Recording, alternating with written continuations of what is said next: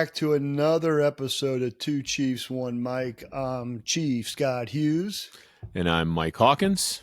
And we are here, episode 5, right? Five. Yeah, we made it. We've had a few bumps in the road, but we're still here. And we got one follower last week. Well, that's one more than we had the week before. That was my mom. So, my mom's like, "Hey, I'm going to follow your podcast. Thanks, Mom." You know what, though? We hit a couple hundred, I think, listeners on the Spotify and Apple combined. So it is growing. It is getting there. I don't know about YouTube, but at least the audio channels, because maybe people just don't want to see us. They don't want to look at us. So it's just straight audio. So would you want to see this? Face for radio. Oh, by the way, did you notice my water? My water is in an Ohio State Buckeyes, whatever you call these things, Yetis. What's that say? 10-2 on the back. Get out of here. Get out of here. 0-4 the last 4 years. Your nonsense. And national champs. I get it. I get it. Hey, national champs. I get it. So this week, I guess last week, I wrote an article on. No, I lied to you. Last month, I wrote an article on professionalism and how appearance commands respect, and look good, feel good, do good. And yesterday or the day before, I wrote a blog post. You can find it at crosdenconsulting.com. And I wrote a blog post on how you show up still matters. And specifically what I was talking about was, as a chief or as a CEO or a leader of an organization, when you go to a training class, where do you sit? Right? Where do most cops sit when they go to a training class? Well, they like to sit in the back so nobody's behind them, right? That's the thing. Nobody behind me, against the wall, in the corner, right? Right. See it all. Yeah, and look, I was the same way, right, when I was a cop. And I've tried to make a conscious effort as a police chief to not sit in the very back. I try to sit in the front or in the middle because I want to lead by example, right? The people that sit in the back row, bless their hearts, and I was there, are they disinterested? Are they on their phone? Are they paying attention? But why does everybody gravitate towards the back row in a law enforcement training class? If you're supposed to be engaged and paying attention, I always feel like you should be at the front. And what's funny is when I teach private sector or when I teach folks who aren't sworn law enforcement officers, they don't do that. Only us cops sit in the very back row. And that just got me thinking about does where you sit matter? So you and I were having a conversation before we started recording about changing culture and professionalism and how the uniform has changed so much over the years, right? You know, what we're allowing officers to do. And there's a lot of studies out there that support things like, you know, external vest carriers and having weight off your hips. And I totally get all that. Having said that, we're still a profession. And I still think there's a lot to be said about how you look, says a lot about who you are. And when I first started as chief, 9 years ago, there was a TV that was hanging in the hallway or hanging in the common area. And it would run through a PowerPoint. And on one of my PowerPoint slides, it said, look good, feel good, do good.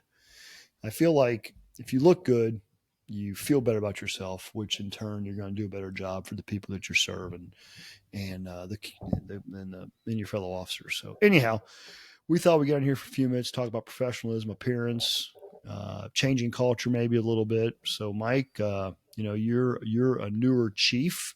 You've mentioned, I think, in the first episode how you've kind of are trying to change culture. You're going through.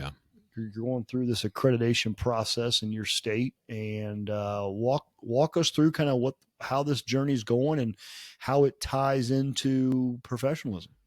It's going. It's going. It's a long process. So it's a 2-year process, and we're going through a state accreditation. We're not doing CALIA, but it's making sure we're up with best practices and policies.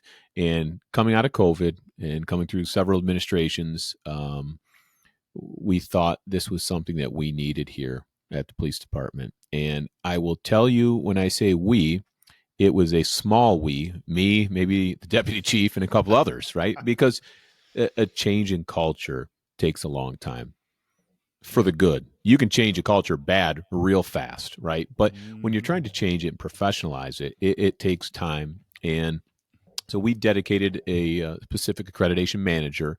There's 4 of us that went to the training for it, but it's a process of revamping every policy that we had, making sure they're compliant, first off, making sure they're relevant, because if they're not relevant, we don't need them anymore. We still have some policies from 1980 that we don't even have these positions or the equipment anymore. But um, in more importantly, making sure everybody knows what they are, because there was one policy we sent out, and there were some people that got a little upset, and when I told them it's been the policy for 25, 30 years, it kind of caught them off guard. It's like, no, that's the whole purpose of this, to understand our working rules and what we're doing. And so it is going. We are rolling out policy after policy, and stay tuned, because it's another year and a half away, but it's going to make us a better agency, more professional agency. And outside of the accreditation piece, when I became chief, the first thing I did was have an officer um, edit the uniform policy. That was Mm-hmm. number one, because I Mm-hmm. feel like there were so many different variations. As Mm-hmm. long as we were looking alike, we'd start to think alike, act alike, and everybody's an individual. But as an organization, that's, I thought, where we had to start. And I didn't take away the external carriers, but man, I do love the tie and the professional look. I still wear the shiny shoes, but Yeah, so do um, I. I'm a but shiny shoe guy. I had the external carrier. Didn't wear it much because I wasn't on the road, but I understand the benefit. I get it, and that was one battle that didn't need to be fought. Right? When I Stop took trying to over fight as the world. when I took over as chief, we were wearing these. They were wearing these denim blue shirts. We looked like Cinnabon employees. I mean, they were the ugliest denim colored shirts with these gold buttons all over them, and they were just they were god awful ugly. I mean, they were ugly. So one of the first things I did was when I had my, I told you in the first episode or whatever, I met with every employee and Hmm. made a list of what they like, what they didn't like, and went through and highlighted all the commonalities, and I found that besides communication, the uniforms was another big one. They just hated the uniforms, Well, if I was and I wearing that, I'd probably hate it too. well, yeah, or you would take my order, but I'm like, well, welcome to Cinnabon. What can I get you? But I'm like, okay, changing a uniform as a police chief, that's low hanging fruit, right? Now Hmm. it's going to take some time. The bigger the agency, you got to slow roll it. But when people are like, chief, we hate these uniforms. I'm like, well, that's easy because I think they look ugly too. Well, that's an easy change, right? Yeah. So I do not. I am me personally. I'm not a big fan of the outer vest carriers, and I know people are going to turn me off right now or mute me, but I I'm more of a traditionalist, and I think I'm not. I don't necessarily wear them make tie. I don't make them wear ties. I don't make them wear hats. But I'm more of just your regular traditional uniform with a gun belt. But I understand, to your point, the benefits of having them, and I think in certain situations they're certainly beneficial from tactical setting. But for day to day, I'm just not a It big fan of and them. they are, and we don't make them. We want the officers to be comfortable out there. Obviously, um, if I had a choice, I guess if I forced that choice, I'd have us going all Class A's. But again, as I've been told before, don't fight the world. Right? There's battles Yeah, that pick the battle. you need to fight, and some you don't. I So, do let them wear. I do let them wear so they can wear the outer vest that has the same uniform look to ooh, it, right? yeah, So I'm not in a the fan. in the summer, I say I'm okay with it because in the summertime they can take it off and they can air it out. It looks just like a uniform, and you got to really get I close know. to it. I've seen it. I've seen it before. Not a huge fan of that. We still do the outer carriers. They take them off when they get inside, and Do they they make the do the they wear half all and the half like stuff? shirts. Do they Oh, wear oh all the yeah, stuff all over them? See, yeah. There's a lot of stuff.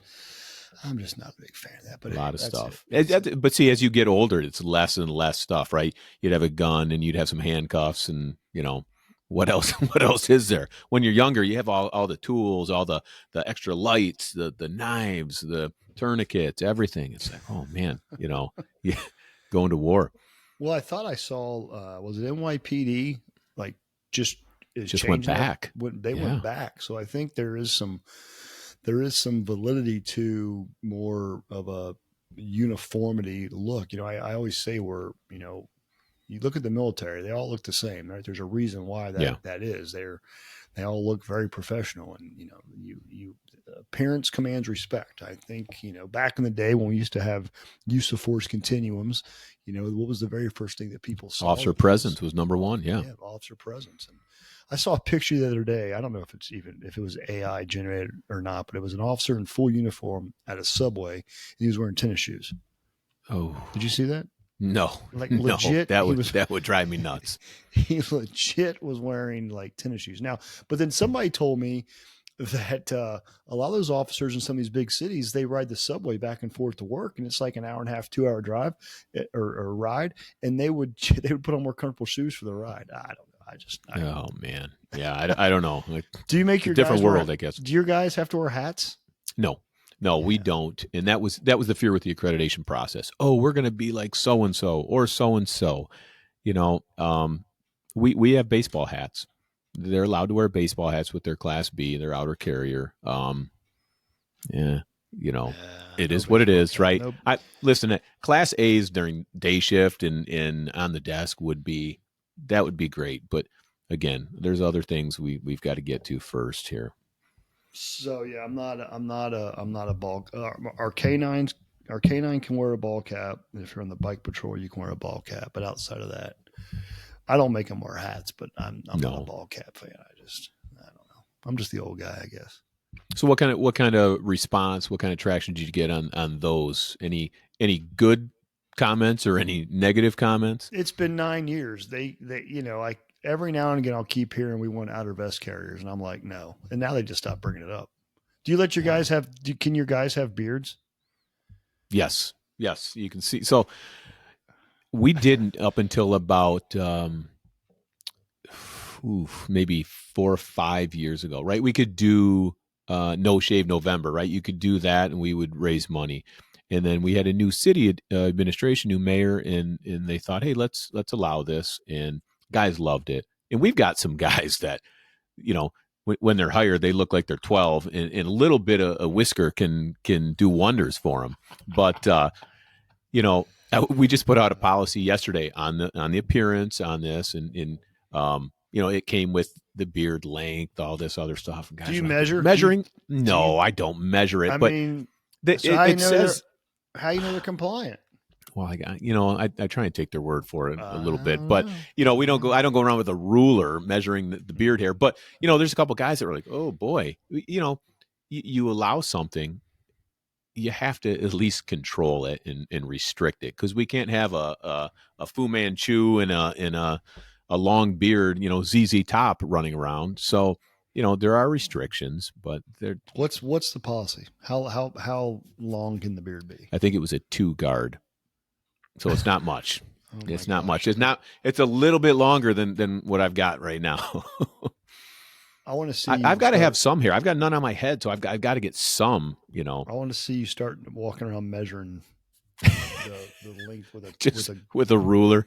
Yeah, you come here for a second, Joe. Yeah, that would go over real well. They toss me in the river here in no time. What about do you do beards? No beards. What about your females? Are they allowed to have wear their hair down?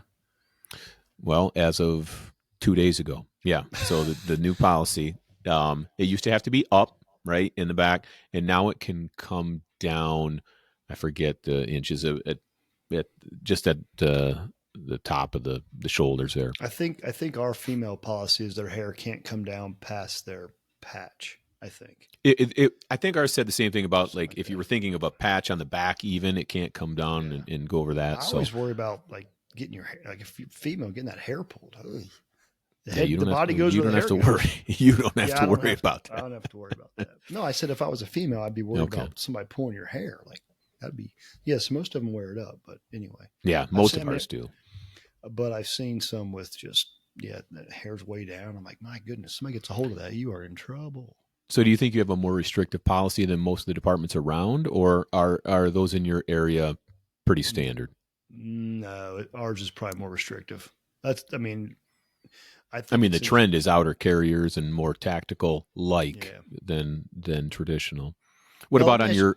Go ahead. Well, I was going to say, when you do training, do you when you go to the range, you do self-defense training and things like that, do they have to wear their uniform? Um, no, but they would have to wear a vest. They would have to Yeah. wear their outer carrier at the range. Now, if they're working, sometimes we'll have people run them through while they're working, so they just go in there. The So we're majority of time they're on duty in uniform. If you're not, you are required to have a vest at the range because we have a yes. range here, fortunately. Well, look at you, money bags. Well, we got a I new mean, station coming too. Somebody said you're going to put a range on. We have a range right down the street, an indoor range or an outdoor range? indoor. In the PD? No, it's at our. So we have a storage facility. It's with our DPW, which is a minute drive from the PD. And wow, that's nice. Now, do you let other departments use it? There are a couple departments that use it. Do We you have an charge them a agreement with. premium? Do you charge them a premium? Nah, that's too So nice, you're right? No, missing the out. They can the help agreements came. pay for your new station. No, you know what it needs to do? Pay for the new pulleys and the exhaust system. It's not cheap to run a range. It is Yeah. not, but it is nice, and it's. We have an agreement with some other agencies that help us out in other ways. So as long as they carry the insurance, we're good. When we so I don't know if I said this in another episode or not, but the weather's getting warmer now, so I joked that the crazies are coming out, but we we shoot 4 times a year, right? So we shoot every quarter. And I used to do 8-hour training days, and we condensed them down to 4 because 8 hours were too long. So we do Mm-hmm. 4 hours on the range, and then we do like 4 hours of handcuffing, ground fighting, something like that. But when our guys go to the range and they do ground fighting stuff, they have to wear uniforms. They have to wear their Class A's. Now they don't have to wear the nicest uniform they have in their closet. In fact, for the longest time, when I transitioned from those god awful denim blue shirts to a navy blue shirt, some of the guys would still wear their old denim shirts, to the range and to wrestle around stuff because we don't care if we rip them up. The Yeah, idea is we want you to be in the same, it's a good material that point. you're. I mean, it's why wouldn't Yeah. you, right? Yeah. Well, how many times have we seen videos of police officers in fights and stuff, and their gun belts get all moved around, and leather's flying off, and this, that, and the other, and speaking of this outer vest carriers, I saw a video not too long ago where the suspect grabbed the officer, and because the vest was right there, he grabbed the vest and pulled him towards him. Hmm. Which the officer ended up being okay in that. But Yeah, the other thing with those outer vests, not to get off topic, but that's what we do on this thing. The other thing with that outer vest is how many times do you see cops standing around standing with their hands in them. Yeah, like Ay, this. ay, That drives ay, me nuts. That does ay. drive me nuts. And I always say, when you go to the range to practice drawing, do you start from this position or do you start from the interview stance? Right there, yeah, yeah, That's the new interview stance right now. Hands in the vest, I think. But it is the most untactical, unsafe position, right? That Yeah. unless you're training that way, and ain't nobody training that way. No. So you But said leather. You guys still wear leather gear? well, I call it leather. Yeah, they don't. Yeah, they don't wear like nylon. You guys wear No. nylon? There's some, yeah, with the class.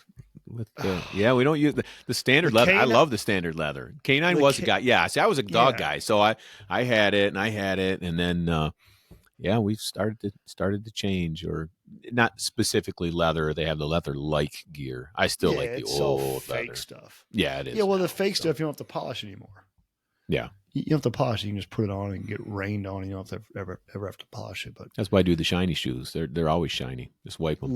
a little bit of Lysol or pine. What do you call it? The stuff you clean the wood furniture with. You just Pine what's saw. it? Pine Sol thing. Yeah. No, not Pine Sol. Pledge. Oh yeah, You that's just how I spray used to. I used to shine my boots like that in the academy. Yeah, just spray some Pledge on it and be done Yeah. with it. Yeah, it was easy. You think these kids today could shine shoes if they had to? No, it's a lost art. We've got my deputy chief is probably the best. Like he is spit polished and everything. So he would shine his shoes, shines his car. I mean, that's another thing. You look, how many dirty cars do you have driving around on days? Any? Better be none because the car wash is free. Yeah. Well, And yeah, free to them, right? Yeah. And I preach that free to them. I preach that you guys know you wash the cars for free. Just drive them through. You can go through every hour for 12 hours. They're not going to say anything to you. Like it's a ride, right? like it's a ride at Disney World. Yeah, just keep on going, right? Go through Yeah. in the rain. We're paying for it. Who cares? Yeah, But yeah, that's a pet peeve. The thing Dacia. is that police car is the first thing that people see in your community, right? We form opinions in 3 to 7 seconds.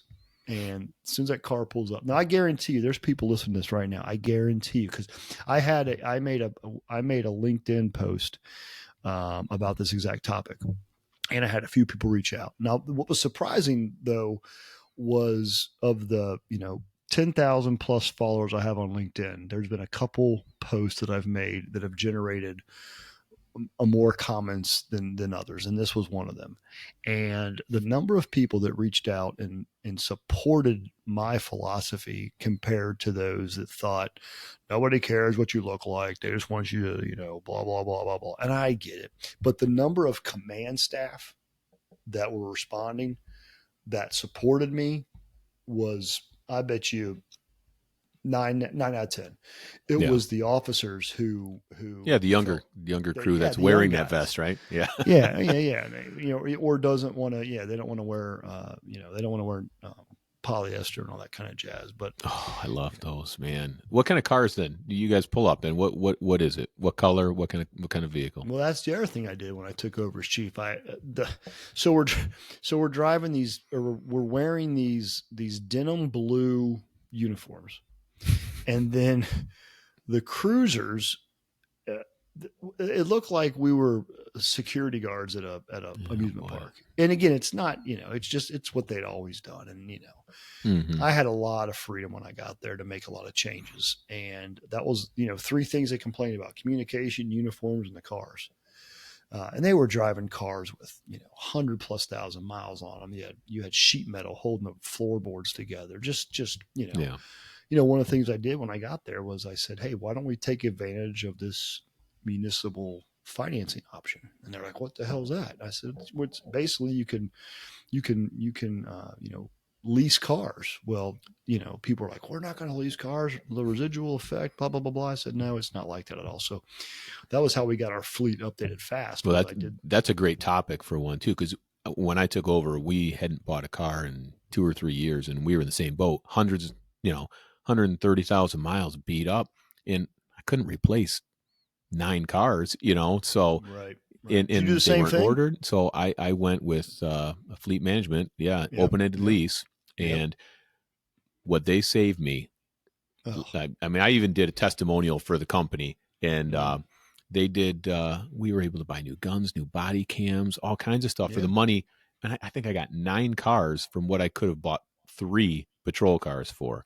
And when yeah. it's time to come up, I'll ship them back, and it and it they was and they don't lose ideal. value. They don't lose No, value. People are like, you can't, leasing cars, you lose value. Yeah, if you or I go right now and lease a car, so you drive out the parking lot, the thing's lost its value. yeah, Not these. I don't know how it was for you, but for me, we turned them back in, left the lights on them, left half the equipment in them, holes in the roofs. They didn't care. They took them back. You know what they did with them? I found out the first set of cars that we turned back in off of that municipal financing program, they shipped them on a car hauler to Chicago, and they use them for making movies.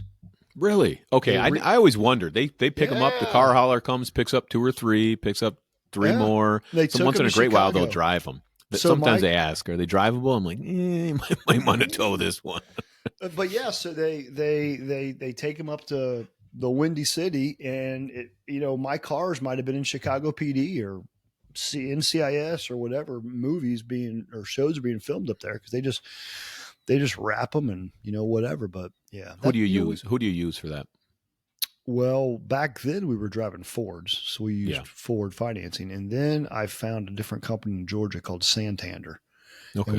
we got a pretty good rate with those guys. So we actually went with Enterprise Fleet Management, I've heard of and people using they them. they do everything for us. It includes the maintenance, includes the purchase and sale, and it's been seamless for us. I mean, I Yeah, we keep looking, what's the catch going to be, right? Eventually, but it's yeah, not. It's working for us, and because we were yeah. so far behind, and it's working for some other agencies as well. So Well, we now went that all Tahoes. yeah, now that I mean that was 9 years ago. So now that our fleet's where it needs to be, and we're on a different rotation, where we Hmm. just do a much better job at it. We don't do the municipal financing, but if you're a new chief or getting ready to take over an agency and your fleet's in trouble, yeah, that municipal financing is a quick way to. And the other thing about I'm going to pay $250,000. I'm going to get 5 cars, right? Yeah. and that you're going to make that same payment over Yeah, that's what I like. I know which what was my payment's nice. going to be, Yes. and we smoothed it out over how many years. So that's my payment. And if I Boom. didn't make all those payments because I didn't get the car for the first 4 months, I saved 4 months of payments, which I could roll in or I could use somewhere else, and it helped us buy more equipment. So it was That ideal. the interest rate that we had was so minimal that I ran out the because that's what the that's and rightfully so. That's what some people are going to get worked up about is, hey, what's the interest rate that you're paying, and what are you paying in interest based on that interest rate?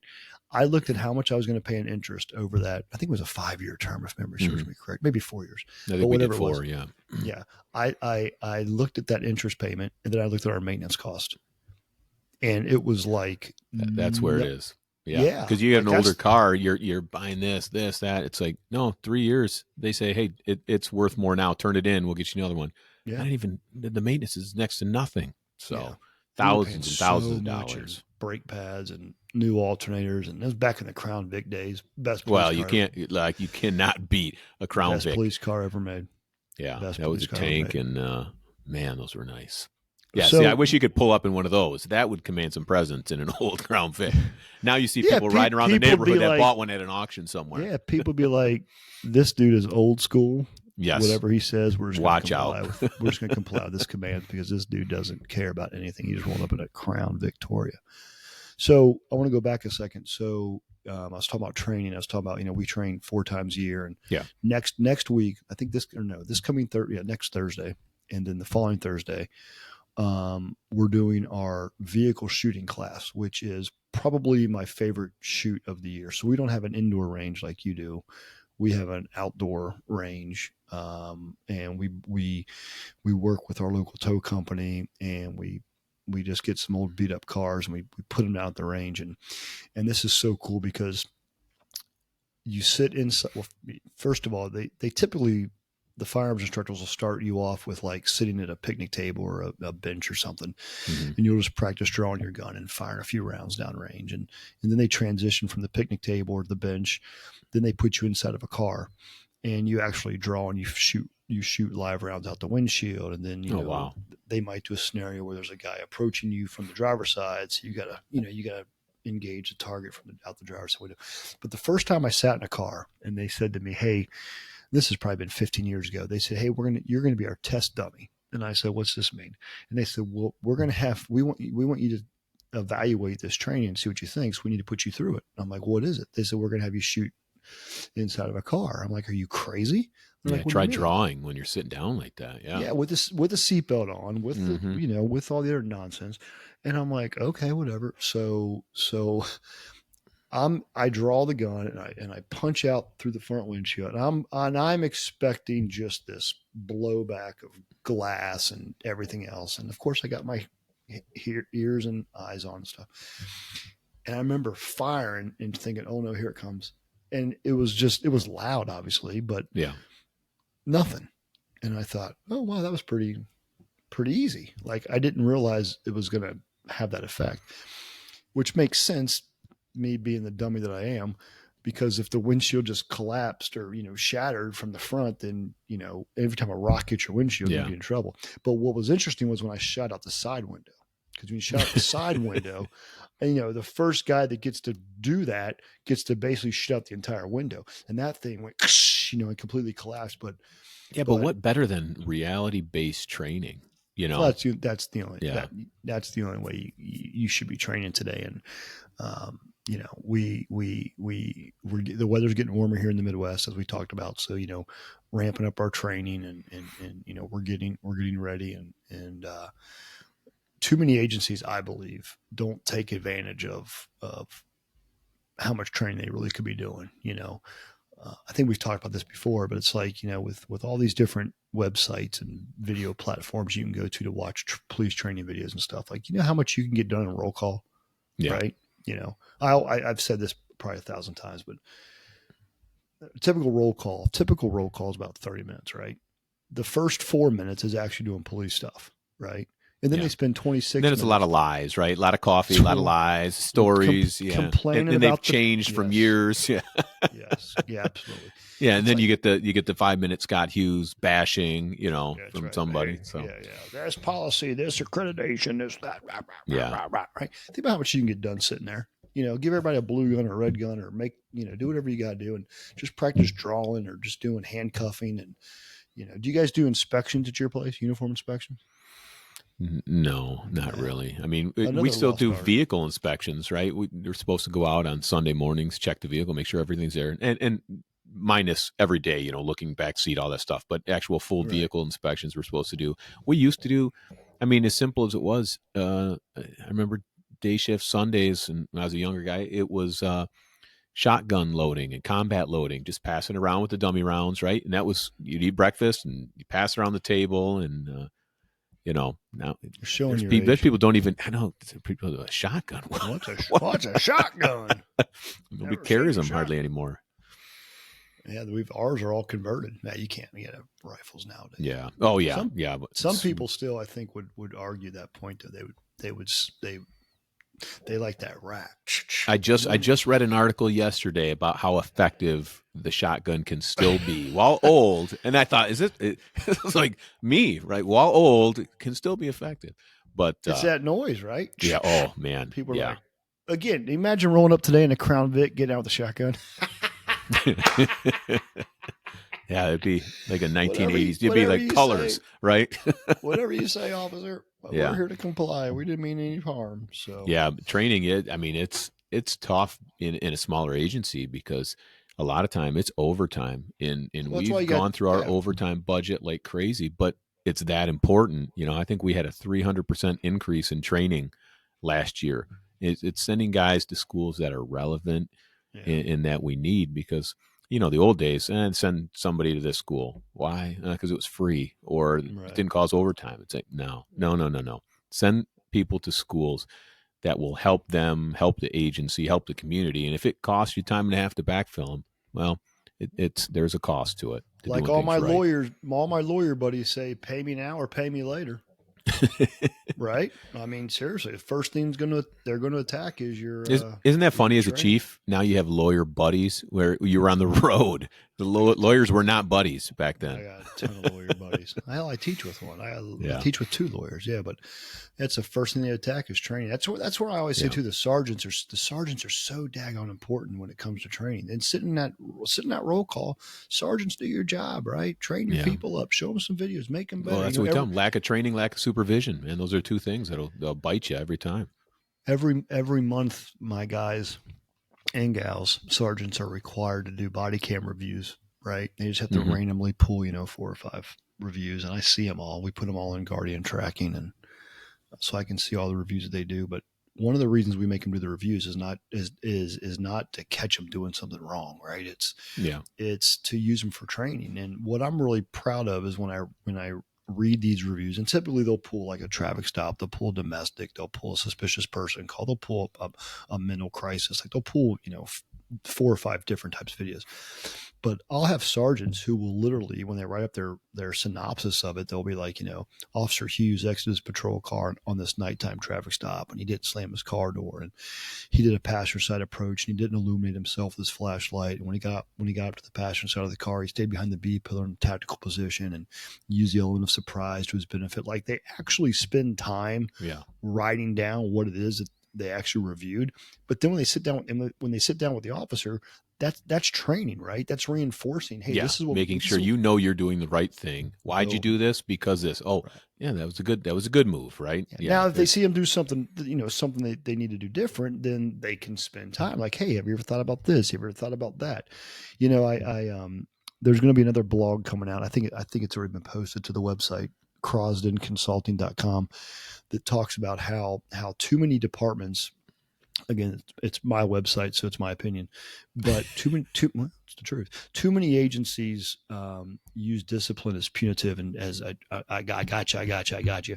And the reason I wrote this blog is because I just saw where Denver's police chief has taken a different approach to how discipline's handled, and you can read the article online, and I'll try to paraphrase here, but essentially what they're doing is they're doing what they should be doing with discipline, and that is using mistakes to make your people better. Use them as education. And from what I can tell, if an officer agrees to do this program, they basically can get some of the punitive stuff removed. Really? And I thought, man, ding, what a brilliant idea, right? Like, Yeah. I've always Because you're been trying to correct the problem, right? You're not exactly. well, why take time, take money, take this if you can correct a problem from a good officer, and then it's a win-win. Yeah, Right. I Yeah. can't wait. I'd like to read it. Yeah. Too many. Yeah, and I've heard these stories across the country teaching and speaking. It's so many of these. It's and a lot of it's sergeants. They're just so quick to want to write people up. I'll write you up. I'll write you up. I'll lay paper on you. I'll lay paper on you. Like I can only imagine what and whatever word they use for for write-ups. But like I just the culture in those departments has just got to be awful. Like every mistake you make, I'll just put paper on you. I'll put paper. Well, are you making them better? Like at the end of the day, like that's what you're supposed to be doing, Yeah, right? I yeah. sat You're supposed to across be teaching them. You let it go for so long, and now you're gonna write paper instead of right, intervening in teaching, and right, or you're makes a difference. or you do the same thing, but because you have rank or whatever, you don't get in trouble for it, but you want to ding somebody else, which is a whole nother. Yeah. But yeah, the whole point is to make them better. So anyway.